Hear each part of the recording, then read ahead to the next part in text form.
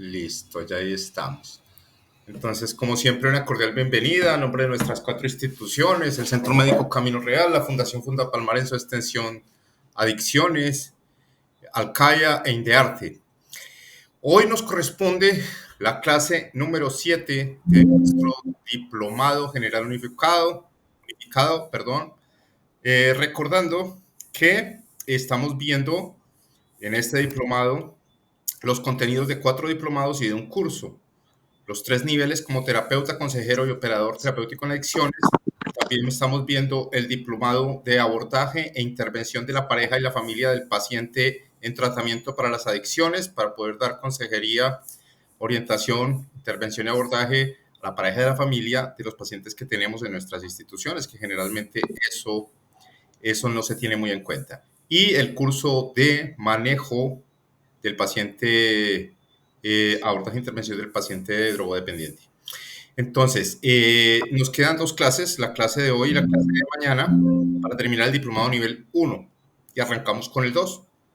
Normal, todos presentes allí. Entonces, en la clase inmediatamente anterior, arrancamos con la última unidad temática, que corresponde a la persona del consejero, los roles, las características, cualidades y competencias. Nosotros, se me desconectó la batería. Ya.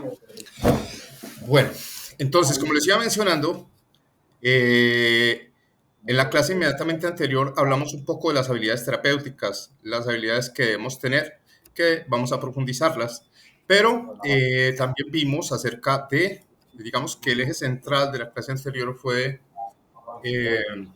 la parte de las motivaciones o motivos funcionales y disfuncionales que tenemos o que de pronto tenemos más bien para trabajar, para quedarnos trabajando en este rol como terapeutas, consejeros, operadores terapéuticos. Las revisamos en nuestra anterior clase. Hoy nos vamos a meter con las características, cualidades y competencias y mañana terminamos el diplomado, el 1, y arrancamos de una vez con el 2 el jueves. Bueno, yo les compartí el material de lo que vamos a ver a través del grupo de WhatsApp para esta clase. Entonces, arranquemos por acá un poquito. Este es un documento que yo adquirí y se lo pasé a la institución educativa y dejó que lo metiéramos.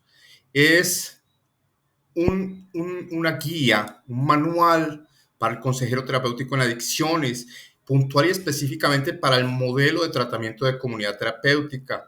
Dentro de este manual o guía vamos a encontrar, primero, vuelvo y repito, reitero, específicamente direccionado a la parte de la comunidad terapéutica, al modelo de comunidad terapéutica. Ya sabemos que hay varios modelos. Mencionamos que está el modelo Matrix, el modelo Minnesota, el modelo teoterapéutico, el modelo clínico hospitalario, entre muchos otros. En esta guía, ¿qué vamos a encontrar? Todo lo que tiene que ver con en la primera unidad vamos a hablar van a encontrar todo lo que tiene que ver con drogas legales, ilegales, la necesidad de intervención de las adicciones, la población en situación de calle. Vamos a encontrar ya después algo que también revisamos en la unidad número 2 de los modelos. Ya nos va a hablar puntualmente del modelo que casi la mayoría de nosotros trabajamos, si no todos, es el de comunidad terapéutica. Entonces van a hacer un recuento de la historia de la comunidad terapéutica, de las instituciones que fueron las pioneras en la confección, en el diseño, digamos, puntual que contemporáneamente actualmente se viene utilizando.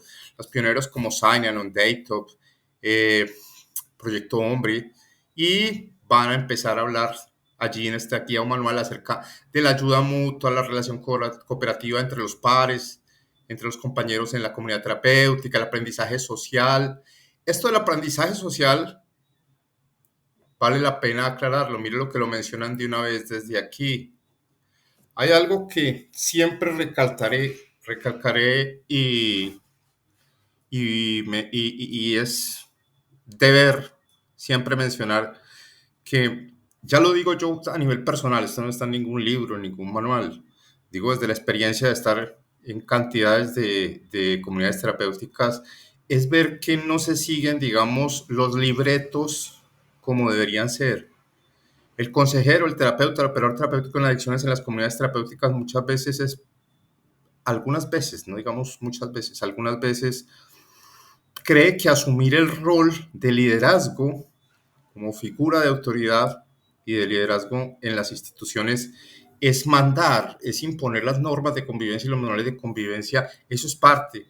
Pero miren que aquí habla del aprendizaje social y el aprendizaje social tiene que ver con esto que hablamos del aprendizaje vicario, el aprendizaje a través de la técnica del modelado o modelaje, recordándoles que la técnica del modelado o del modelaje quiere decir que las personas que están detrás mío, los grupos bajos, los grupos altos, las pacientes que van llegando, se fijan a través del modelo a seguir. Y el modelo a seguir, ¿quiénes son? Los terapeutas, los consejeros, los operadores, los líderes finalmente. Nosotros no podemos esperar que nuestros pacientes adopten determinadas conductas, posturas, comportamientos, cambien su manera de pensar si nosotros no somos un ejemplo a seguir. Esto la vocación es parte, pero también el modelo de vida que tenemos. Entonces miren que allí tenemos esto, el aprendizaje social, la relevancia del grupo, sobre las competencias de ser un consejero en adicciones. Tenemos material que les va a servir mucho. Guarden mejor dicho, se los voy a pegar. Ah, no, yo se los mandé. Ahorita se los reenvío nuevamente porque este manual tiene, digamos que es una guía, una guía bastante compacta, pero bastante asertiva y acertada frente a lo que vamos a hacer y hacemos en nuestras instituciones con los pacientes. Entonces nos hablan de situaciones como, por ejemplo, los pasos para la implementación del modelo de comunidad terapéutica, los primeros contactos con los pacientes. Aquí viene otra cosa que rara vez se hace en las instituciones y me gusta siempre abrir un paréntesis y dejarles sembrado esto que les voy a decir a continuación. Los pacientes cuando ingresan a las instituciones, ya sabemos que gran parte de las veces, de 10, 9 vienen en contra de la voluntad. Y generalmente esa captura o ese rescate, como le quieran llamar, esa ida por el paciente, pues es en horas que no son laborales. Porque estamos esperando la familia está esperando que llegue el paciente a la casa para poder llamar a las personas que van por él. Generalmente las capturas son por la noche, a veces en la madrugada, son muy rápidas y allí se cometen errores. Aprovechemos para hablar de esto. Se cometen errores, digamos, por falta de, no sé, pero se cometen errores, se omiten situaciones que son muy relevantes, que son muy importantes a la hora. Primero, en la parte de la acogida del paciente, de la recogida del paciente, yo siempre les digo a todos, a cada rato se dan situaciones con instituciones que yendo a traer el paciente hace un escándalo en el carro, pasa una patrulla de la policía, hace escándalo, dicen que me están secuestrando. Hay tres cosas que siempre le digo a las instituciones, porque he visto esos casos, se los reitero, los he vivido en instituciones que han pasado. Entonces, curarse en salud no está de más. Uno, cuando se va por el paciente a recogerlo, el contrato debe estar firmado. ¿Por qué? Porque muchas veces el paciente ya ha pagado, la familia ya ha pagado, y el paciente, si es el primer internamiento, muchas veces convence a la familia que es que lo maltrataron, que es que esto, y se quiere retirar después de una semana, 2 semanas, y la institución se va en pérdida si no hay un contrato firmado. Los contratos, lógicamente, como muchas veces la gestión se hace telefónica, que no, sí, vengan, ¿dónde le consigno? Vengan por él, pues el contrato no está en físico. Yo siempre digo, mándelo en un PDF, en un archivo, que lo firmen digitalmente y que no lo devuelvan, para que esto ya por cuestiones, digamos, económicas, cuestiones logísticas de eso, porque a veces la institución se pierde por eso. Las dos más importantes. Cuando se va por el paciente, absolutamente siempre se debe tener firmado el consentimiento informado. Consentimiento informado es ese papel que dice yo, puede ser la mamá, la esposa, el tutor legal, la persona que lo va a internar, yo tal, con cédula tal, hago entrega de mi hijo o mi tal persona a la institución tal, la cual va a ser como tutor en el tiempo que va a estar en internamiento. Se firma documento y ojalá vaya en el pero con la firma y el número de cédula que vaya. Ese sí, llévenlo en físico. Vuelvo, lo repito, mándenlo escaneado, que se lo devuelvan antes de ir por la persona. Porque muchas veces se ha dado, el paciente hace un escándalo, se rebota dentro del carro, del vehículo, la policía, la familia, bueno, hay muchas cosas, el consentimiento informado. Y tercero, perdón, que para mí como clínico es preocupante muchas veces que la familia en el afán de ayudar a su ser querido, pues le empaca la ropita, las cositas más esenciales y son pacientes que son medicados. Y vamos a tener un paciente desestabilizado porque pues, le estamos retirando la sustancia, va a entrar en una fase de abstinencia y si tiene medicamentos de control, pues vamos a tener un paciente que puede ser un riesgo.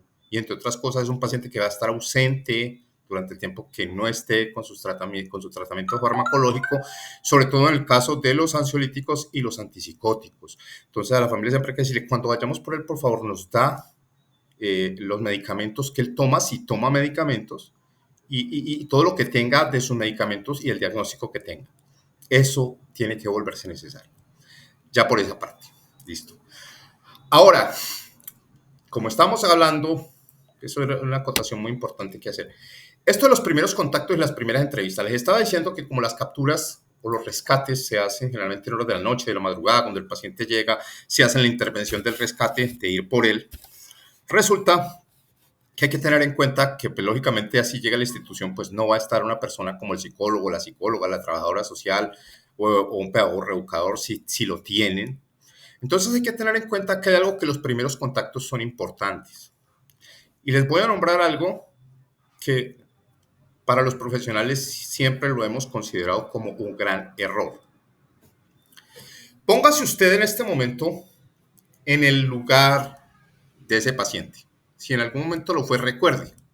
Usted estaba en consumo, llegan por usted a su casa, usted no sabe qué está pasando, se asusta, apenas se da cuenta de lo que pasa, le da rabia, se enoja con su mamá, con su esposa, con todo el mundo, ¿cómo así? O sea, no se ubica de pronto una serie de situaciones y de emociones encontradas y de pensamientos allí, todo rebotando en la cabeza el momento de la captura y los primeros contactos. Se supone que nosotros queremos ayudar al paciente. Lo ideal es que el paciente entre lo más rápido posible dentro del plan de tratamiento, que empiece a recibir tratamiento. Y esto que les voy a decir es muy, muy importante. Los primeros contactos se hacen a través de entrevistas motivacionales. Y nosotros generalmente en las instituciones los recibimos. Bienvenido a Comunidad Terapéutica. El grupo lo saluda. Este va a ser su hogar y por mucho tiempo. O sea, más encima que el paciente está frustrado, con rabia porque lo han metido, le dicen, no, usted va a tener una condena aquí. Pónganse en el lugar del paciente en ese momento. La idea es ser lo más amable posible y bajar los niveles de agresividad del paciente, tratar de comprender la situación, ser empáticos con él y hacer, muchas veces yo veo que va el operador o el líder y se empiezan a hacer unos monólogos diciendo, no, mira, es que se debe hacer así. Yo, por ejemplo, yo consumía mucho tiempo y yo dejé, o sea, echándose brillo y todo ese asunto, lo que necesitamos en ese momento, sí, eso se lo puede decir después. Pero este momento es tratar de que él hable, que él libere, tratar de apaciguar. ¿Por qué? Porque de eso depende también que el paciente dure más tiempo montando resistencia al tratamiento. Si el paciente siente una acogida a través de una entrevista motivacional, tranquilo, ya estamos aquí, vamos a aprovechar el tiempo, ya que miras por la preocupación que tiene tu familia, estabas en riesgo, estabas haciendo daños allá, robando, lo que sea, que de pronto te metieran en la cárcel, que de pronto te mataran, te atacaran, bueno, muchas cosas para que el paciente empiece a tratar de concientizarse y no monte todos esos mecanismos de defensa con los que llegamos siempre a tratamiento, ¿ok? Los primeros contactos. Como no está el psicólogo o la psicóloga, la tarea de ustedes, yo les voy a mandar cómo hacer una entrevista motivacional. Eso está allí. Yo se los mando otra vez para que lo tengan en cuenta. Es importante no, porque el paciente lo bloquea por más tiempo, va a demorar más en enjollar, en entrar en situación dentro del tratamiento y de recibir lo terapéutico. ¿Qué más tenemos acá? La inducción al trabajo de grupo, la firma del contrato terapéutico, casi no se hace, no es necesaria, pero pues puedes tener. Entonces, digamos, hay situaciones en los pasos, hay pasos, digamos, dentro del tratamiento cuando entra el paciente, el sentido de pertenencia con el grupo, con el tratamiento, la individuación, la socialización, la separación de los suyos, de su esquema de vida, de su sistema, de muchas cosas, ¿ok? Ahora, en la tercera unidad vamos a tener reflexiones sobre la comunidad terapéutica. La comunidad terapéutica, y mire que hablan directamente de la psicología, comunidad terapéutica y psicología, reflexiones sobre el proceso de integración, de lo necesaria que es la psicología en la comunidad terapéutica, pasos hacia la integración de la psicoterapia, el rol del psicólogo, tratamiento en adicciones con métodos combinados, con los programas de autoayuda que tiene la comunidad terapéutica y la parte del psicoanálisis. No el psicoanálisis como corriente, digamos, del tratamiento psicológico. Grupos de autoayuda, la psicoterapia, clasificación de los grupos de autoayuda, capacidad de cambio en los grupos sobre sus miembros, pero todo lo que tiene que ver sobre comunidad terapéutica, ¿ok? Entonces aquí van a encontrar todo esto en este manual, que si lo ojean van a encontrar situaciones, material, documentos, temáticas que les pueden servir mucho, ¿ok? Listo. Ahora vamos a revisar la parte de para que sepamos que si no lo sabíamos, pues digamos la comunidad terapéutica siempre tiene como unas características. El modelo tiene una filosofía, una misión, unos objetivos, tiene unas filosofías, unas frases de motivación, siempre hay como unos lineamientos que se conservan aún de institución a otra y aún de país a otro. Más sin embargo, cada institución es libre de utilizar las herramientas técnicas y procedimientos que a bien decidan tener en cuenta. Ahora, hay comunidades terapéuticas que deciden afiliarse a algo que es la FECOD a nivel de Colombia o la Federación Latinoamericana de Comunidades Terapéuticas. Las comunidades de cada país se pueden aliar a la Federación Latinoamericana y la Federación Latinoamericana puede estar también, o de hecho está afiliada, de la mano de la Federación Mundial de Comunidades Terapéuticas. Algo que aclarar. No quiere decir que si su institución no está afiliada a esta institución o a las anteriores mencionadas, no sea una comunidad terapéutica o es que usted está diferente. No. Cada comunidad terapéutica, después de que esté, primero que todo, como todos los que estamos aquí en Colombia, voy a hablar de Colombia. Usted lo primero que hace cuando abre una comunidad terapéutica es que, bueno, pues conseguir el lugar, conseguir la parte de la infraestructura, si es la finca, si es la casa, los camarotes, las sillas rimas, eh, tener los recursos para irse en pérdidas durante 2 a 3 meses en cuanto a alimentación y sueldos, porque si no hay pacientes de pronto. Pero usted lo primero que hace a manera de legalidad de ser comunidad terapéutica es tener la Cámara de Comercio. Se va a la Cámara de Comercio y dice, vea, esto está. Con que tenga Cámara de Comercio, usted puede pasar mucho tiempo antes si se va a habilitar. Pero no tiene nada que ver la FECOD ni la Federación Latinoamericana de Comunidades Terapéuticas. Si ustedes leen, buscan qué es la FECOD o qué es eso, va a encontrar que es una sociedad privada, es digamos, una empresa privada que agremia a sus miembros y que charlan sobre cosas de la comunidad terapéutica y que tienen como para conservar unos ideales comunes, pero no quiere decir que estas instituciones rijan o manden sobre las comunidades terapéuticas. Hay comunidades terapéuticas que nada tienen que ver con la FECOD, ni con la FLAC, ni con la Federación Mundial de Comunidades Terapéuticas. ¿Ok? ¿Qué más tenemos por acá?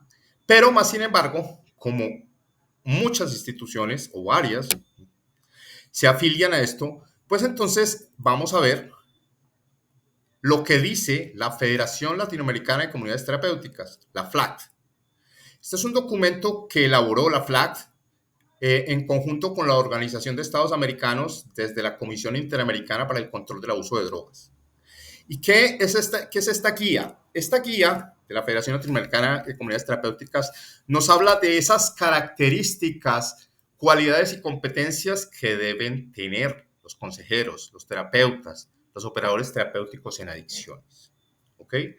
Repito, si yo me identifico con que de pronto no tengo una de esas cualidades, características o competencias, no quiere decir que no sea apto para trabajar como terapeuta, consejero.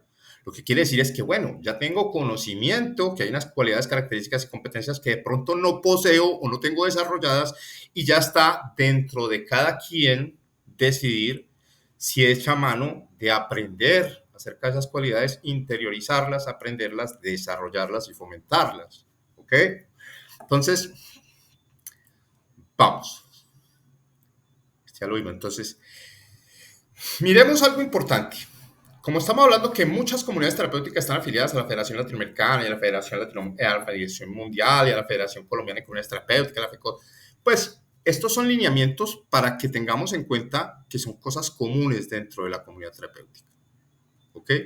Definiciones y argumentos comunes. Empecemos por leer la definición que se maneja desde estas instituciones. Dice que la consejería es un proceso colaborativo que facilita el progreso de la persona en tratamiento hacia sus metas y objetivos terapéuticos determinados por el paciente, la familia y la institución. La consejería incluye métodos que son sensibles a las características individuales del usuario y reconoce la influencia de otras personas significativas. Miren esto. Yo quiero es que identifiquen y ustedes mismos piensen. No se queden con lo que yo les digo nomás. Dice, mire que aquí se incluyen métodos sensibles a las características individuales. Me explico. Hay muchas personas que son dueños y directores de comunidades terapéuticas y resulta que como lo aprendieron y de pronto lo vivieron, lo experimentaron en carne propia, un tratamiento, pues siguen repitiendo, emulando lo que les tocó vivir. Y muchas veces en muchas comunidades que he trabajado se conserva mucho del choque y de este tipo de situaciones. Entonces, miren que aquí vamos a encontrar y a sustentar que una de las debilidades del modelo de comunidad terapéutica es que no en todas las comunidades, no en todas las instituciones, pero que es muy grupal. Desconocemos las características y la historia personal, individual de los pacientes. Desde que usted se levanta, es todo el grupo a la fila, todo el grupo haciendo una cosa, todo el grupo a la sala, todo el grupo a la ocupacional. Y los únicos espacios individuales son la psicoterapia individual, que ya hemos mencionado que en muchas instituciones el psicólogo solo va una vez a la semana porque la institución no tiene recursos o no lo cree necesario, no lo cree conveniente, en fin. Entonces, aquí nos está hablando la Federación Latinoamericana de Comunidades Terapéuticas que hay que tener en cuenta la inclusión de métodos sensibles a las características individuales. No todo lo del tratamiento de comunidad terapéutica debe ser grupal. Hay que abrir espacios de consejería individual. Y reconoce la influencia de otras personas significativas. Lo digo porque hay instituciones que me han sorprendido. Tengamos en cuenta y metámosle sentido común a esto. El paciente viene de un contexto familiar y de un contexto social, ¿cierto? Él empezó a consumir y empezó y hizo mantenimiento de su consumo, de su adicción, dentro de una familia y dentro de un barrio y dentro de una ciudad y dentro de un contexto social y cultural. No podemos desconocer que al menos los elementos familiares cercanos han influido de una u otra manera, no por maldad, a veces por negligencia, por omisión, por desconocimiento, en el mantenimiento a veces del consumo del paciente. Entonces es importante lo que dice aquí la Federación Latinoamericana de Comunidades Terapéuticas. Se reconoce la influencia de otras personas significativas y voy a aclarar por qué. Conocí una institución y la conocí de primera mano porque fui a dictar un diplomado allá, al sur del país. Me pareció, yo le hice la observación al dueño y director, pero pues él tiene su lineamiento y yo siempre yo respeto todo. Yo no digo que esté bien o mal, yo simplemente digo, mire, desde la literatura, desde la lógica y la coherencia, hay que tener en cuenta que hay que tener en cuenta la pareja, la familia, el entorno para hacer ajustes, porque finalmente cuando salga el tratamiento lo vamos a llevar para allá otra vez, ¿cierto? Él vuelve a su familia, vuelve a su barrio. Entonces, por lo menos en la familia y en la pareja debemos tenerlos vinculados al proceso. En esta institución, el tratamiento es a 1 año. Cuando estuve en interacción con los pacientes, decía, bueno, ¿y cuándo tienes visita? Ustedes que me sorprendió muchísimo saber que la institución no le permite contacto al paciente durante los primeros 6 meses. Me parece una cosa loquísima, a criterio personal y a criterio profesional, desde lo lógico, desde lo coherente, yo no sé, pero pues no sé cómo llamarlo, porque es que no solo el paciente. Ya vamos a aprender en el diplomado de pareja y familia que no a veces, no de vez en cuando, siempre, absolutamente siempre que aparece un miembro de una familia en calidad de adicción, la familia también se enferma. Siempre lo vamos a ver. Los roles de la familia cambian y la familia se enferma de una u otra manera. Por tanto, la lógica y la coherencia es tener a la familia también vinculada a los principales protagonistas de la situación con el paciente a nivel emocional, relacional, vinculados al proceso de tratamiento. Entonces, por eso les voy explicando esto. Entonces dice, reconocemos la influencia de las personas significativas, pareja, familia, esposa, hijos, así como el contexto social y cultural del mismo.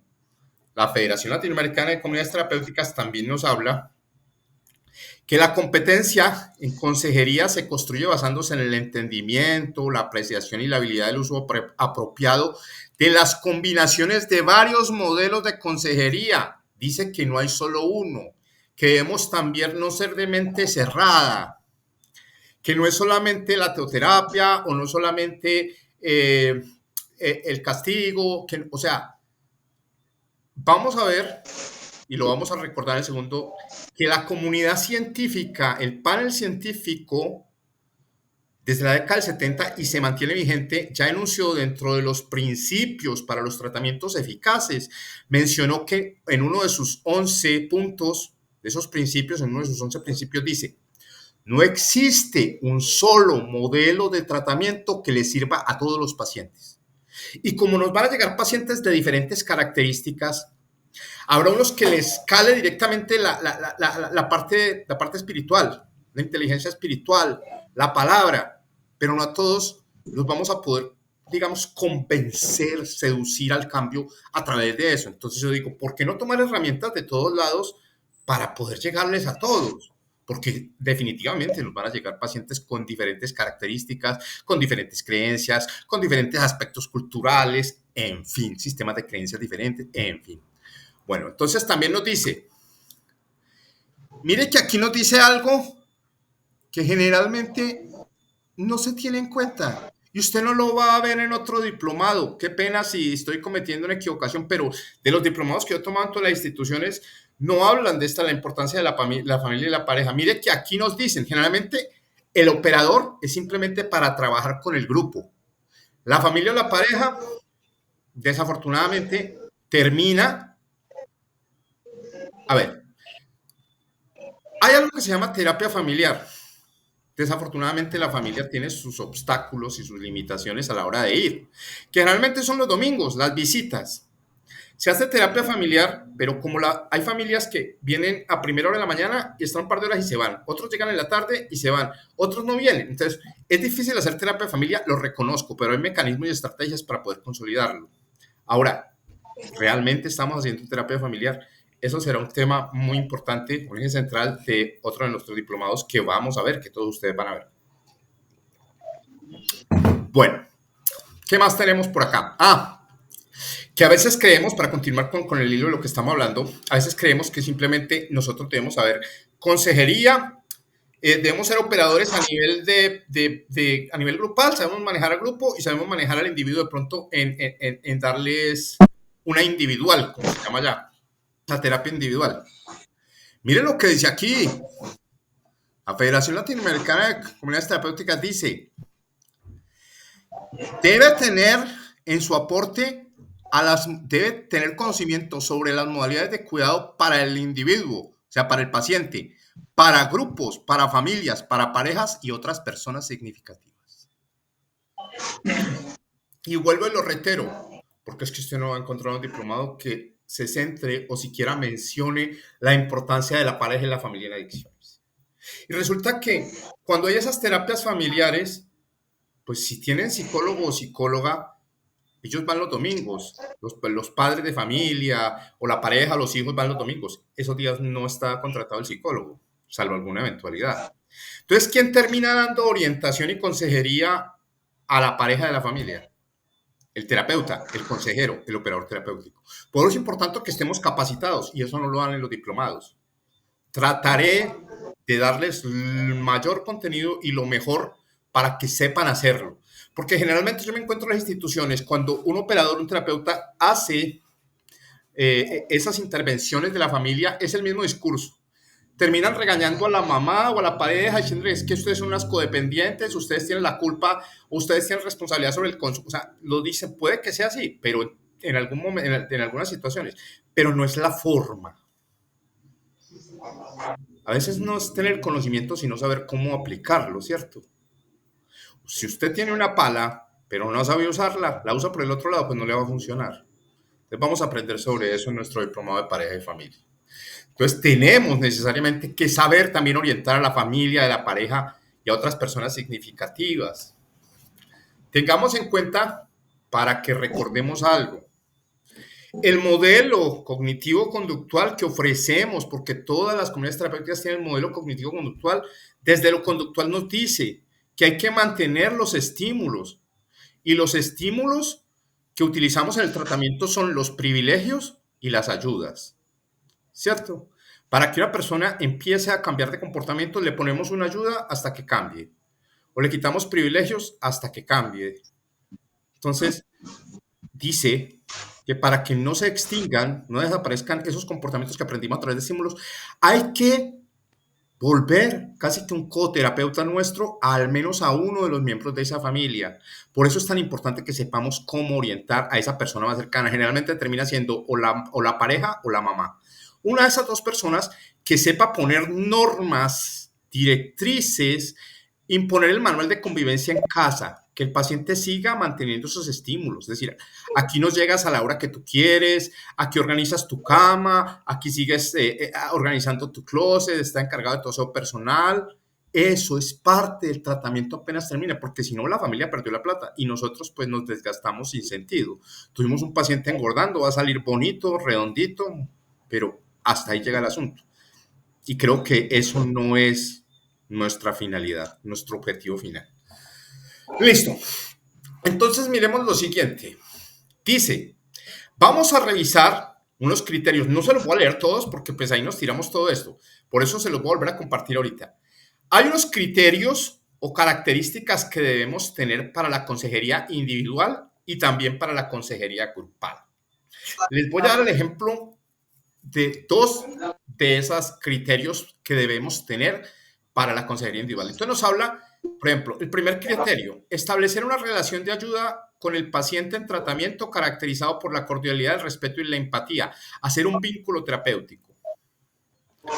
Si usted se muestra de entrada como un operador, más que como un operador, un consejero se muestra como un capataz, como un jefe, como que usted es el mayordomo de la finca y usted manda, usted va a encontrar el paciente va a poner resistencias, va a montar un poco de mecanismos de defensa y no va a demorar más en copiar, en enjollar el tratamiento. Y nosotros desde que llegamos, esto el tiempo, o sea, creemos que la leña tradicionalmente es lo que sirve. Créanme que la mayor parte de las veces eso entorpece o lentifica el proceso de tratamiento terapéutico del paciente. Entonces nos dice ahí, mire que a mí me dice, dejemos ser cordiales, respetuosos, empáticos. Entonces dice, para lograr ese vínculo terapéutico con el paciente, que el paciente empiece a vernos como una figura no solo de autoridad, sino de confianza, para poder dejarse guiar, Debemos tener unos conocimientos, unas destrezas y unas actitudes. Entonces, digamos, para este vínculo de conocimientos, pues nos dicen sugeridamente que deberíamos leer acerca del vínculo terapéutico, debemos también saber acerca de experiencias en consejerías que hayan demostrado, experiencias en consejería que hayan demostrado efectividad con personas con problemas de drogas, debemos conocer los roles y funciones del consejero y los límites, que es lo que estamos viendo, ser empático, la transferencia y la contratransferencia, usos terapéuticos de poder y la autoridad, saber hasta dónde podemos presionar, cuándo hacerlo y cuándo no. Dentro de las destrezas para crear este mismo vínculo terapéutico de este primer número, de este primer numeral, las destrezas nos dice, debemos ser diestros en la escucha activa, saber escuchar, no esos monólogos que a veces hacemos solo hablando de mí, de mí, de mí. El paciente es el que necesita tratamiento. Transferir afecto y contención respetando los límites personales y culturales del paciente. Demostrar empatía. También esas destrezas acerca de usar, esas destrezas de usar el poder y la autoridad de manera adecuada. Dentro de las actitudes para lograr ese vínculo, tenemos el respeto hacia la persona, la cooperación y colaboración con la persona que solicita la ayuda, la autocrítica y la humildad. ¿Listo? Cojamos otra por acá. Digamos, la sexta característica que debemos tener para la consejería individual nos dice, trabajar adecuadamente con el paciente en tratamiento para reconocer y desalentar los comportamientos inconsistentes con el proceso de las metas del tratamiento. No me gusta hablar a mí solo. Quiero que alguien me ayude. ¿Cuáles serían comportamientos inconsistentes con el progreso del paciente en tratamiento? ¿Quién me ayuda con algo? Piénselo bien. Luis, Juan. Perdón, ¿me repite la pregunta, por favor? Sí, claro que sí. Dice que dentro de los criterios que debemos tener para trabajar consejería individual con el paciente, dice que debemos trabajar adecuadamente con el paciente para reconocer y desalentar los comportamientos inconsistentes con el progreso de sus tratamientos. Entonces, ¿cuáles serían de pronto, deme ejemplo de algunos comportamientos inconsistentes que esté llevando a cabo el paciente que estén haciendo resistencia o estén saboteando el progreso hacia su propio tratamiento? ¿Qué ejemplos podrían ser?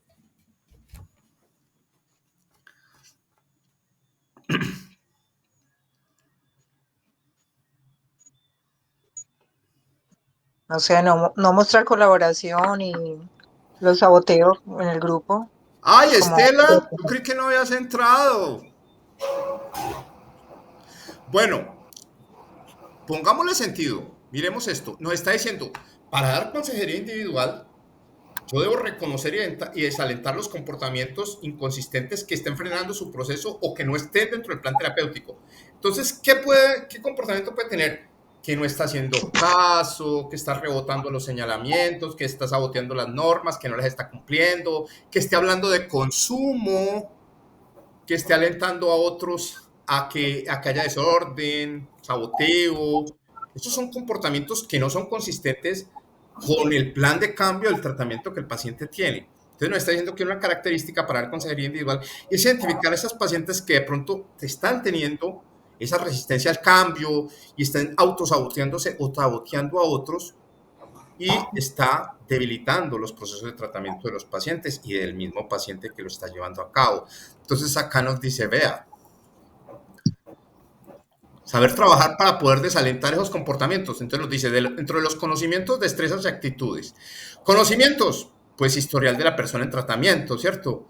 Yo no puedo hablar con una persona, primero debemos entender por qué está haciendo esto. Está muy polucionado de su ambiente, de su entorno cultural, de muchas situaciones, de su historia de vida. Debemos conocer acerca del historial de la persona en tratamiento y del plan de tratamiento que tiene el paciente. Saber que de pronto... No, pues entonces párchese ahí en la silla. Mire que hay situaciones que no tenemos en cuenta, como por ejemplo el asunto que a mí no me parece coherente. Se supone que todas las instituciones tienen un equipo terapéutico. Se supone que el equipo terapéutico lleva a cabo todo el plan de tratamiento del paciente. pero hay instituciones que parece un motor con las piezas sueltas, que parece como una pieza sueltica que están dando. O sea, el psicólogo no sabe lo que está haciendo el operador no sabe lo que está haciendo el otro. Y yo pienso, no, se supone que por eso se llama equipo terapéutico o grupo de trabajo o grupo staff, porque se supone que trabajamos en conjunto en pro de la recuperación del paciente y su entorno familiar. Entonces, debemos saber, por ejemplo, el operador dice, no, pero yo me limito a lo mío es que cumplan, que estén en las filas, que estén en los círculos, que se comporten bien y que no hayan faltas y poner ayudas. No, eso es parte, sí, es una parte. Pero usted debe saber si el paciente tiene algunas características especiales.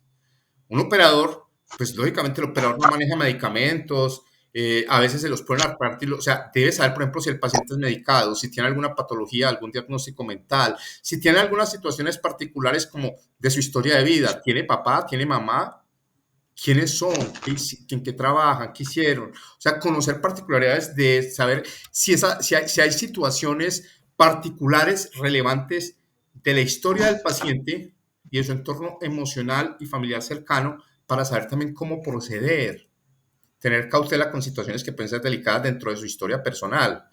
Dice que dentro del conocimiento deberíamos conocer los comportamientos de las personas en tratamiento y los conocimientos que sean consistentes con su proceso de recuperación.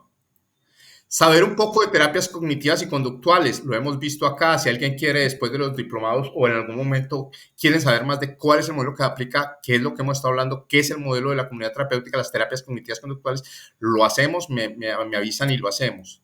Hacer intervenciones cognitivas, conductuales y farmacológicas apropiadas para la prevención de recaídas. Eso generalmente no lo hace el terapeuta, pero aquí lo menciona la Federación Latinoamericana de Comunidades Terapéuticas. Conceptos de género y consumo de sustancias psicoactivas. Dentro de las destrezas, para trabajar este mismo numeral, para desalentar los comportamientos inconsistentes con el proceso terapéutico, debemos saber monitorear el comportamiento de la persona en tratamiento, presentar las inconsistencias entre el comportamiento de la persona en su tratamiento y las metas, reformular y dirigir los comportamientos negativos, saber influenciar al paciente para que cambie sus pensamientos y sus comportamientos negativos, tener destrezas en solución de conflictos y toma de decisiones y solución de problemas, reconocer y manejar aspectos psicosociales y culturales de la persona en tratamiento que podrían impedir su proceso. Ahora, en cuanto a actitudes de ese mismo numeral, nos dice, pues tenemos que tener la actitud de la paciencia y la perseverancia durante los periodos de mayor dificultad del tratamiento.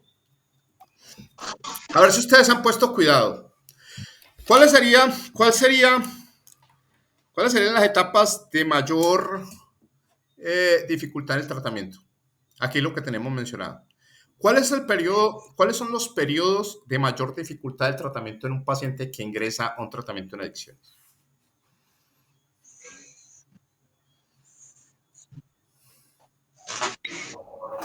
Profe, la acogida. La etapa de la desintoxicación y gran parte de la etapa de la deshabituación. Recordemos que estamos con pacientes que le vamos a hacer la retirada de la sustancia y va a entrar directamente a la fase de la abstinencia, va a entrar en un síndrome de abstinencia. Recordemos que nuestro cerebro, cuando estamos en consumo, ha cambiado la bioquímica cerebral y sobre todo ese neurotransmisor, la dopamina. Nosotros estamos en consumo acostumbrados a recibir esa sensación de gratificación y de bienestar a través de una sustancia. El cuerpo, el organismo y el cerebro, el sistema nervioso central, no es que, primero, saber que como la dopamina la recibimos a través de una sustancia, el cuerpo, el organismo, el sistema nervioso central, el cerebro, deja de producir de forma natural la dopamina que produce naturalmente. Y eso dura un buen tiempo. Yo les mandé algo de los neurotransmisores en el grupo para que lo leyeran, no sé si están leyendo, de la bioquímica cerebral del cerebro. Entonces, va a haber un tiempo, una etapa que varía de persona a persona, por características individuales, por tipo de consumo, por cantidad de consumo, por algunos factores y características que puede durar más o menos tiempo. Pero vamos a tener una persona que no está recibiendo de manera natural solo por hablar de la dopamina. Entonces va a entrar en picos de emocionales que van desde la euforia hasta la tristeza y quizás hasta la depresión. Los cambios emocionales, sobre todo en esa fase de la desintoxicación, es un paciente que va a estar alterado, de mal genio, con rabia, triste, desmotivado, desanimado, desganado, apático, furioso. Van a ver unas cosas. Esa es la fase o la etapa más, lo que dice aquí. Dice, esos periodos de dificultad. Generalmente son la fase de la desintoxicación, que puede ser de 3 a 5 semanas, y la deshabituación puede coger la parte de la deshabituación otras 2 o 3 semanas. Puede ir hasta más dependiendo del paciente. Dentro de las actitudes, aceptar las recaídas como una oportunidad para el cambio. Eso es qué, pero eso ya no quiere ver, eso es después del tratamiento. Reconocer el valor de la relación constructiva de ayuda. La tolerancia, la actitud de tolerancia frente a la diversidad cultural, no tener prejuicios. No crean que es solo el psicólogo o el trabajador social o la psicóloga la que tiene el deber de ser imparcial. Nosotros somos imparciales. A nosotros nos entrenaron en la carrera para no emitir juicios, ¿cierto? Porque digamos, todos nosotros tenemos conceptos frente a algunas cosas. Por ejemplo, habrá una persona que piense diferente acerca del homicidio o de la homosexualidad o de cosas así. ¿Sí me entienden? Es decir, no, ¿cómo así? Entonces tenemos sesgos, es decir, tenemos opiniones propias frente, uy, no, o sea, a mí me da como asco, como rabia tratar con un homosexual, por decir algo. Habrá quien esto. Entonces, si usted es un terapeuta, usted debe saber y no tener esas discrepancias, usted debe saber que independientemente de cómo haya sido educado o de los conceptos o prejuicios que usted tenga frente a cualquier situación del paciente, usted debe ser imparcial. Debe ser totalmente imparcial.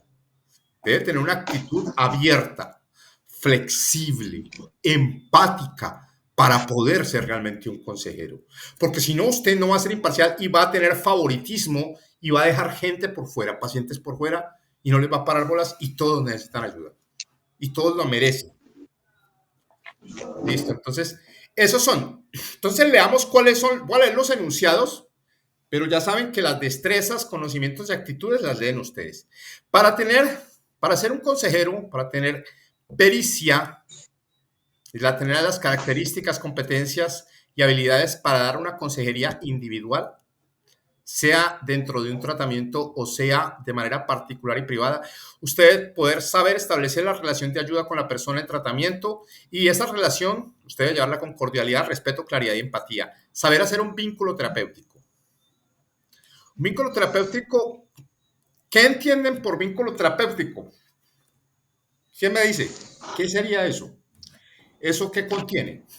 Cierta confianza del paciente con el terapeuta. Si el paciente le tiene rabia a usted, no se va a abrir nunca. No se va a abrir nunca. Va a limitarse a cumplir las órdenes para no ganarse un castigo o para que no se le quiten los privilegios. La idea es... a él. Exacto, mi querido amigo. La materia no vas a poder llegar. Correcto. Gracias, mi hermano. Bueno, entonces, lograr un vínculo, dice, para ser consejeros a nivel individual. La segunda dice, facilitar el compromiso del paciente con el tratamiento y el proceso de recuperación. Motivar el cambio. Para ser un óptimo consejero a nivel individual, debo tener o adquirir destrezas, tener argumentos, labia, como le quiera llamar, para motivar al cambio, para fomentar la adherencia al programa terapéutico, para que el paciente no ande por ahí como un zapato solo. No, es decir, es parte del programa, es parte del grupo, es parte, darle sentido de pertenencia. La tercera, promover el conocimiento y las destrezas y actitudes de la persona en tratamiento que contribuyen a un cambio positivo en los comportamientos relacionados con el consumo. La quinta nos dice, dentro de la consejería individual, estimular y reforzar las acciones de la persona en tratamiento que faciliten alcanzar las metas del tratamiento. La sexta, Trabajar de manera adecuada con el paciente en tratamiento para reconocer y desalentar los comportamientos inconsistentes. Esa la acabamos de mencionar. Séptima, reconocer cómo, cuándo y por qué involucrar a las personas significativas para enriquecer o apoyar el plan de tratamiento. Ahí vuelvo a lo que mencioné ahorita que hablamos de esa institución que me dejó sorprendido, que no permitía hasta dentro de 6 meses contacto con la familia, ni con el paciente, ni con la pareja, ni con los hijos, ni con nadie. Hay que reconocer cuándo y por qué. Si bien dentro de las instituciones dicen, no, durante el primero de los 15 días o primer mes no tiene visitas. Mientras el paciente entra en situación, se adapta para facilitar la integración en el grupo, tener sentido de pertenencia, que se adhiera al plan de tratamiento, que entre en situación, que termine de sentar, de saber que está en tratamiento. Entonces, a veces no, debemos saber cuándo utilizar. Venga, les digo una cosa. Ya, esto tampoco está pues en libros, este es desde la experiencia de estos casi 16 años, 15 años largos, de estar en instituciones en el terreno con pacientes. Si bien hay personas que les puede servir un tratamiento que sea un poco pendenciero, digamos, un poco de presión, que tenga más presión, hay pacientes que ya tienen 2 o 3 tratamientos. Un paciente que tenga 3 tratamientos, así se haya volado, así no los haya terminado, así haya estado poquito, es un paciente que ya está adaptado, ya conoce lo que se mueve dentro de la comunidad terapéutica. Es un paciente que cuando entra otro tratamiento, no es que esté haciendo un tratamiento óptimo, está simplemente ya sabe qué hacer y qué no hacer para evitar el castigo y que se le caigan los privilegios. Ese paciente muy probablemente no está en tratamiento, simplemente está sobrellevando su condena o su pena sobre eso. Entonces, digamos, ese tipo de pacientes ya no funcionan ante el grito, ante la confrontación. Se sientan, montan su mecanismo de defensa, cuando lo están confrontando está pensando por allá, está en otras cosas, ya ha adquirido un repertorio de estrategias para que no lo muevan. Ya no lo sacuden las cosas, ya el grito no lo mueve, ya la lluvia de pronto no lo mueve. ¿Por qué lo menciono? Porque gran parte de estos pacientes podemos utilizar la estrategia de hacer confrontaciones con la pareja, con la familia y con los hijos. Desde lo emocional, sensibilización, meter al paciente no desde la presión, sino desde sensibilizarlo. Créanme, funciona.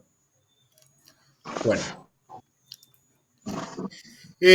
Lógicamente que estas confrontaciones pues son guiadas, ¿no? Eso tiene su libreto. Cuando dice, bueno, vamos a hacer una intervención, va a estar su familia, usted no puede tener contacto con su familia, siempre lo va a estar mirando, no puede contestar, no puede tratar, y uno le da el guión a la familia de más o menos qué es lo que debe hacer para poder sensibilizar al paciente y finalmente enrutarlo hacia la motivación al cambio. Dice, la octava, acá. Promover el conocimiento, bueno, acá nos dice que esto era de tener el conocimiento de salud y prevención de virus como el SIDA, enfermedades de transmisión sexual, en fin. Estar más bien pendiente de eso. La novena dice facilitar el desarrollo de las destrezas básicas de habilidades para la vida. ¿Quién me dice qué son habilidades para la vida? Los escucho. Ejemplos de habilidades para la vida. Ejemplos de habilidades para la vida. Resolución de problemas. Muy bien. Resolución de conflictos, afrontamiento de conflictos, el manejo de las emociones es una habilidad para la vida, el manejo del estrés. Leamos acá un poquito, dice, tener habilidades sociales, tener pensamiento crítico, la empatía. Hay muchas habilidades para la vida que debemos fomentar. La toma de decisiones, conocer pacientes. Qué ¿Por qué pena. lo recuerdan? Y vamos a volver a verlo ahora que veamos. Ah, no, esa parte ya la vimos. Ya vimos la parte del paciente dual del segundo diplomado, ya la vimos. Ustedes recuerdan, ya te doy la palabra, claro que sí. Resulta que, recuerden que yo les mencioné cuando hablábamos del paciente dual, hay pacientes que pueden tener un trastorno de personalidad o un trastorno emocional. Recordemos los trastornos de personalidad: obsesivo, compulsivo, evitativo, dentro del clúster C, que hay personas que tienen esas características de personalidad, no necesariamente el trastorno, pero pueden tener características de eso. Una persona que tenga rasgos de personalidad sumisa, dependiente, es una persona que a veces creemos también que está haciendo un tratamiento súper exitoso, porque el paciente siempre está parado de primero en la fila, no se mete con nadie, el paciente no tiene problemas con nadie, es un ángel, es el ángel de la guarda.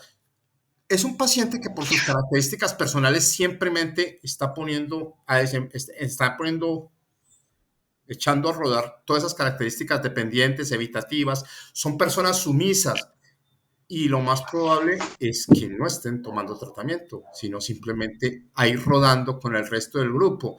La idea dentro de nuestras destrezas es también saber, mis queridos amigos, les digo esto no está en los libros, pues de operador no, de psicología sí. Identificar características de los pacientes.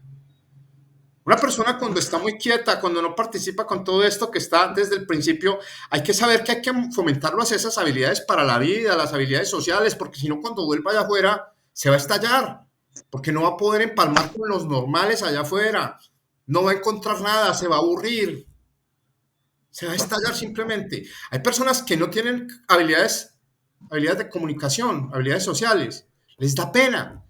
Usted no tiene que esperar que le diga al psicólogo, que le diga al director, que le diga al dueño. Si usted detecta una persona que de pronto es sumisa, retraída, temerosa, con baja autoestima, mira, dice la Federación Latinoamericana de Comunidades Terapéuticas, el modelo de comunidad terapéutica dice: usted, mi hermano, como consejero, como terapeuta, tiene que saber identificar, tiene que saber cómo promover el cambio de esas actitudes. Entonces, ¿qué hago con una persona sumisa que tiene una autoestima muy pobre, un autoconcepto, y que a todo le dice sí, sí, sí, y corre todo? Ah, no, porque no, precisamente para que adquiera esas herramientas, esas habilidades, para que no se me estalle ya cuando salga al mundo, a la vida civil allá afuera.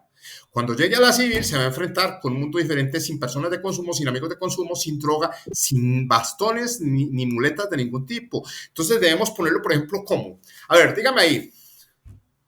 Ejemplo, que no sea Juan porque ya habló Juan. Otra persona que me ayude allí. ¿Qué haríamos con una persona que tiene pobre autoestima y no habla, le da pena hablar, que es sumiso y todo? ¿Cómo hacemos para fomentar las habilidades sociales? ¿Qué podríamos hacer?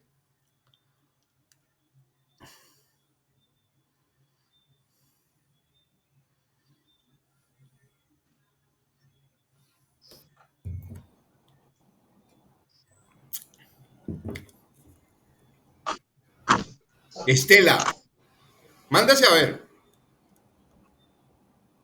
Bueno, les voy a dar una idea. Que venga, hay otro muchacho que iba a hablar y usted no lo dejó hablar. No, sí, él va a hablar ahorita. Juan va a hablar ahorita. Pero quiero que den el ejemplo de este. Después se queja de que nadie habla. Esa estuvo buena, Estela, que esa vida tan olímpica. Estela lleva mucho viviendo en Medellín, se nos volvió paisa. Ya nos enredó, Estela, si yo tengo un paciente que identifico que es sumiso, que tiene pobre autoestima, que está allí, que todo dice sí, sí, y corre a hacer las cosas que le digan, pero pues, uno no sabe si realmente está está realmente recibiendo terapia. ¿Cómo hacemos para que ese paciente pueda manejar esa pena, esa timidez, esa introversión? ¿Qué haríamos? ¿Tú qué harías, Estela? ¿Tú qué harías con el paciente? ¿Qué actividades harías a nivel grupal con el paciente, por ejemplo? Pero está hablando de timidez y que hace todo o que no hace nada y que se queda. No, que hace todo porque es una persona sumisa, tiene pobre autoestima, puede ser dependiente, puede ser evitativo. ¿Qué hacemos para poder darle herramientas de habilidades para la vida para que allá afuera pueda interrelacionarse? Porque es que un paciente que es tímido, que le da pena interrelacionarse, solo pertenece al mundo o al pequeño espacio donde siente pertenencia, que es el lugar y los lugares de consumo. Y cuando lo vamos a mandar afuera, si no trabajamos sus habilidades, pues no va a poder encajar en ningún lado porque no sabe relacionarse con personas normales o personas abstemias.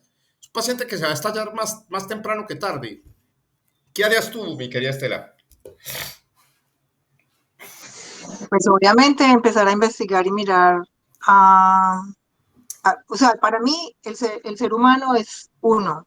No es que lo que estás hablando ahora, de que uno es el psicólogo, el otro el psiquiatra, el otro la enfermera. No, hay que mirarlo como integral. Yo empezaría a hablar con él, a tocar, porque yo pienso que la vida de nosotros, la vida mía comenzó cuando mis papás se conocieron, no cuando yo nací.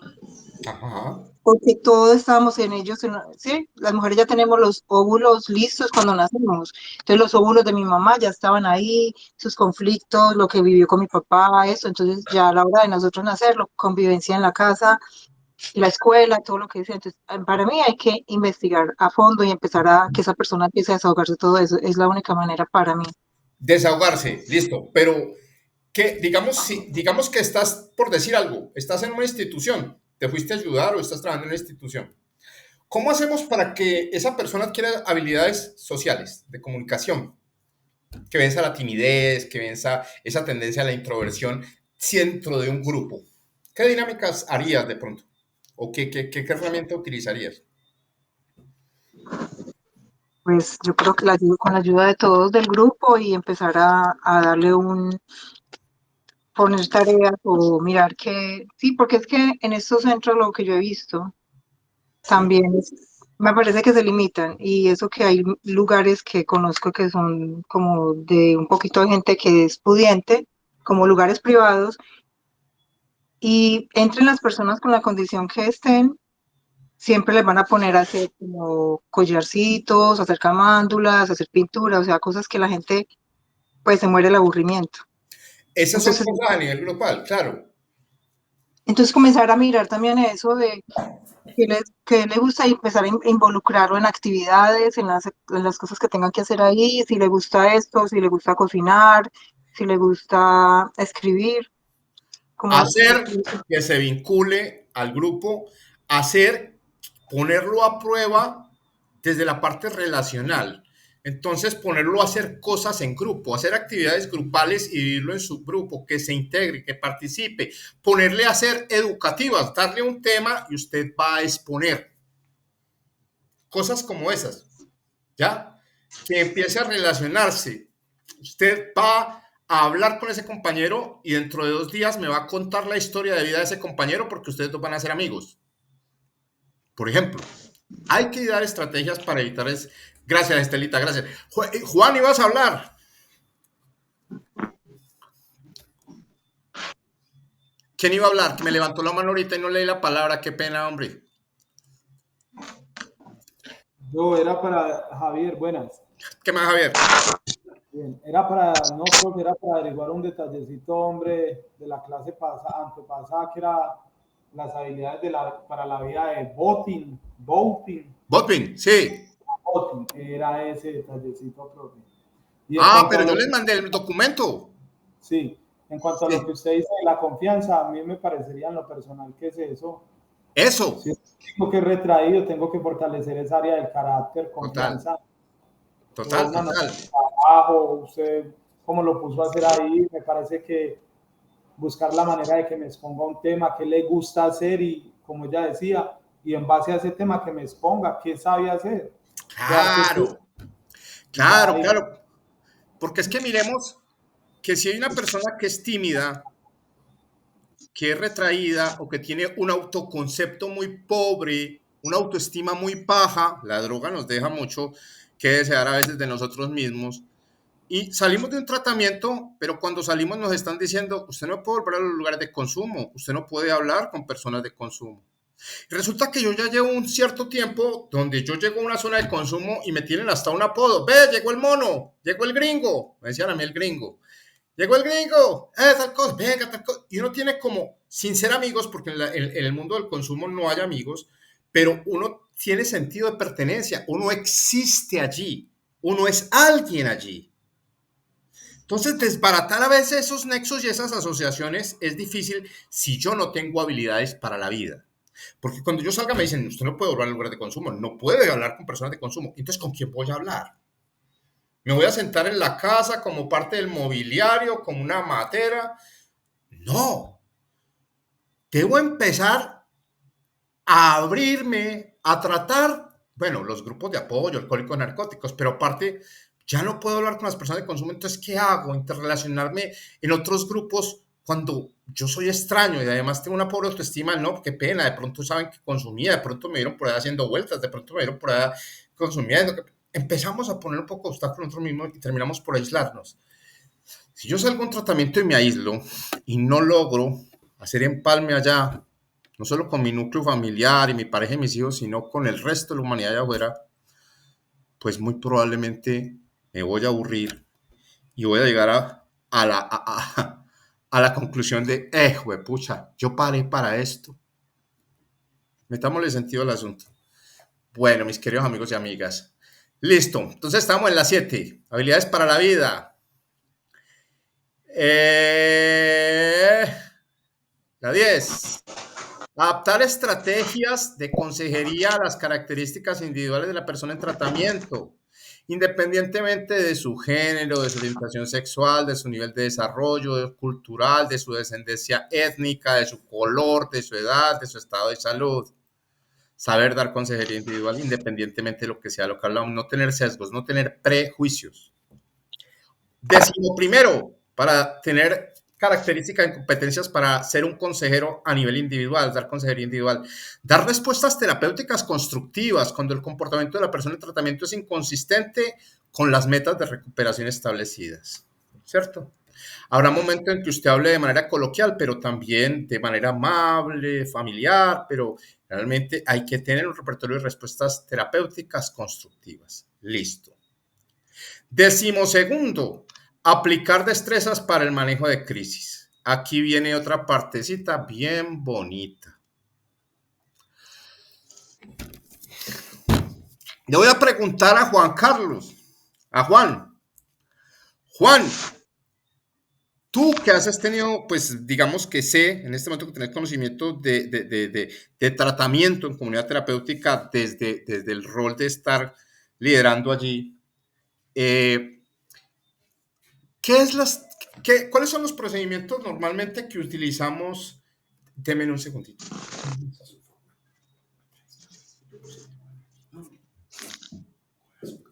Yo lo puse ahí, se me olvidó. Dale.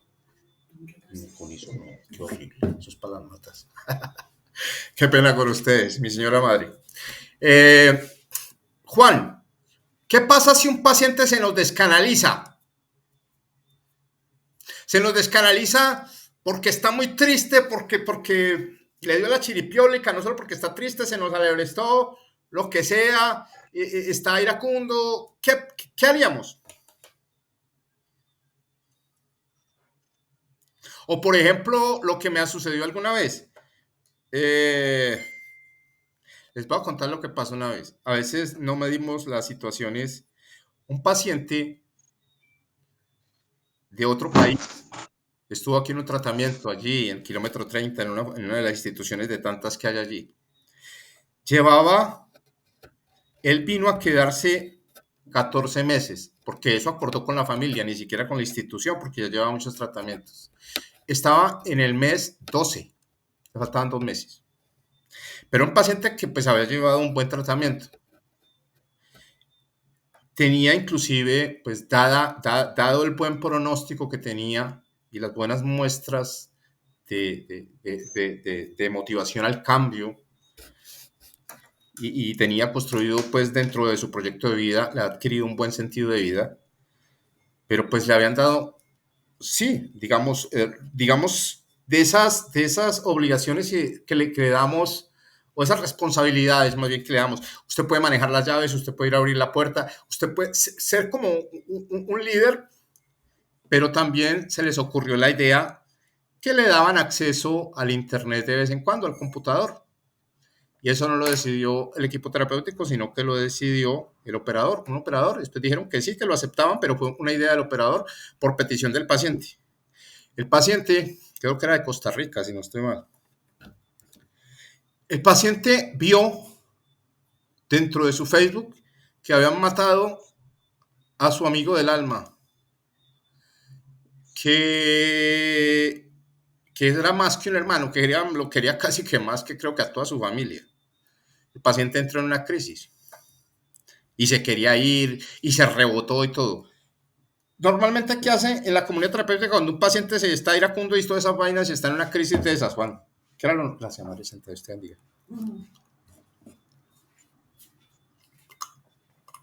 Pues yo no sé allá, pues cómo hacen los centros realmente. ¿Cómo? Pero Contame. pues, supongo que ponerle una inyección y ponerlos a dormir. Esa puede ser una opción. Si la crisis, por eso, miren que estamos hablando de cosas que son muy pertinentes para el terreno. Sí, habla, dale. Ya hago la aclaración. Dale, el que levantó la mano. ¿Es Juan? Es que a mí me salen aquí varios fellow hister, entonces no sé cuál es cuál. Profe, Dale, Juan. Lo primordial, lo básico es utilizar los primeros auxilios emocionales. Es lo primordial. Juan, gracias. Qué bueno que digas eso. Allá íbamos. Pero lo que yo digo es, generalmente, cuando un paciente se nos alebresta, 2 grupos altos acá, agárrenlo, inmovilícenlo al cuarto de reflexión. ¿O no es así? Si el paciente nos está poniendo como que uno lo ve como una amenaza, que de pronto va a atacar a alguien, está como alebrestado, está manoteando, se está poniendo grosero, eso es lo que normalmente se hace en las instituciones, ¿sí o no?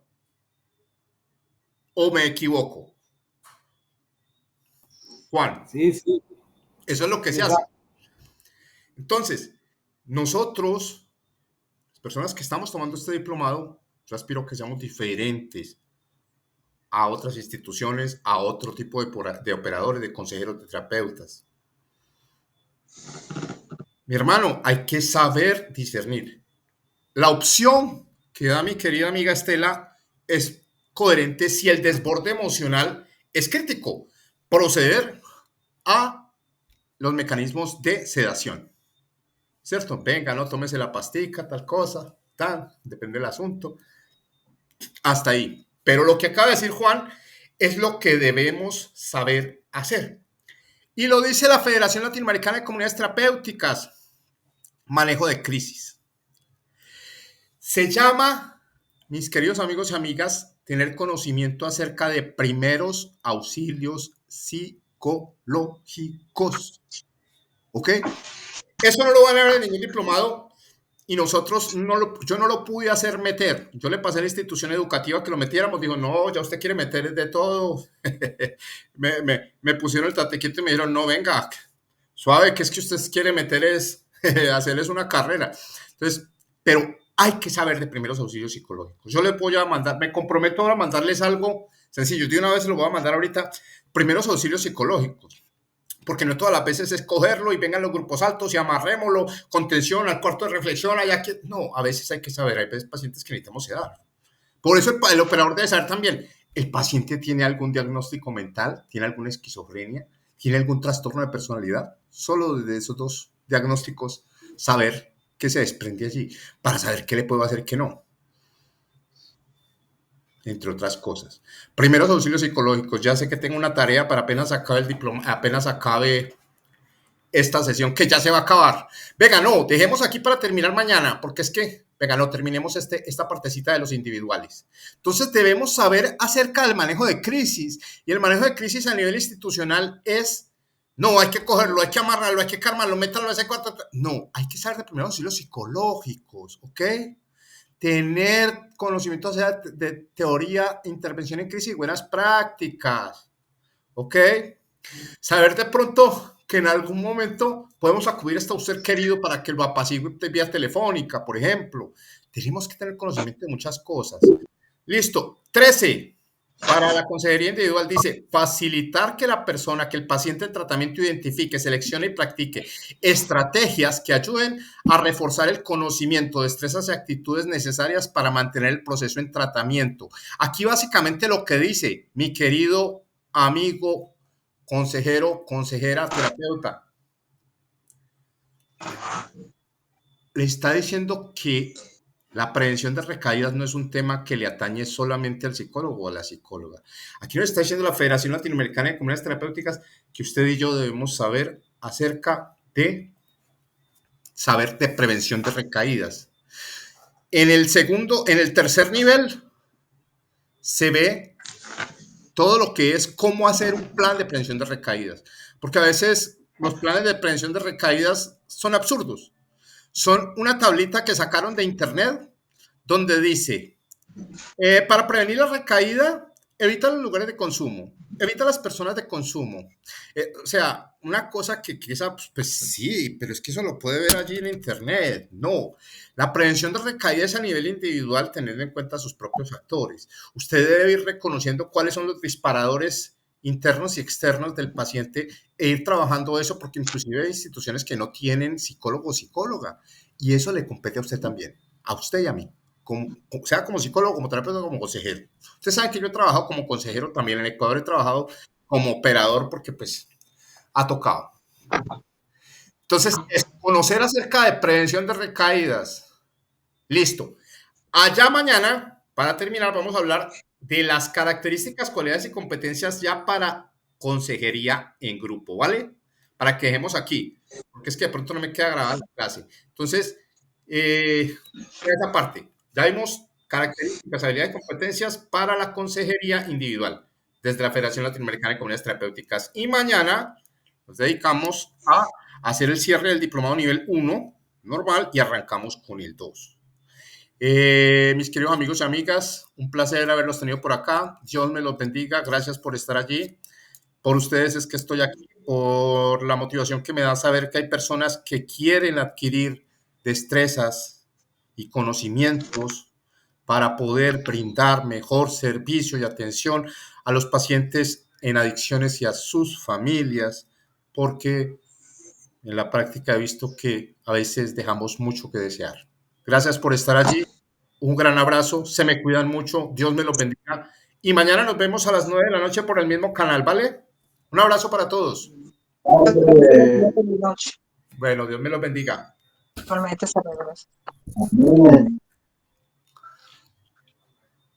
Bendiciones, profe. Igualmente, mi hermano, Dios me bendiga.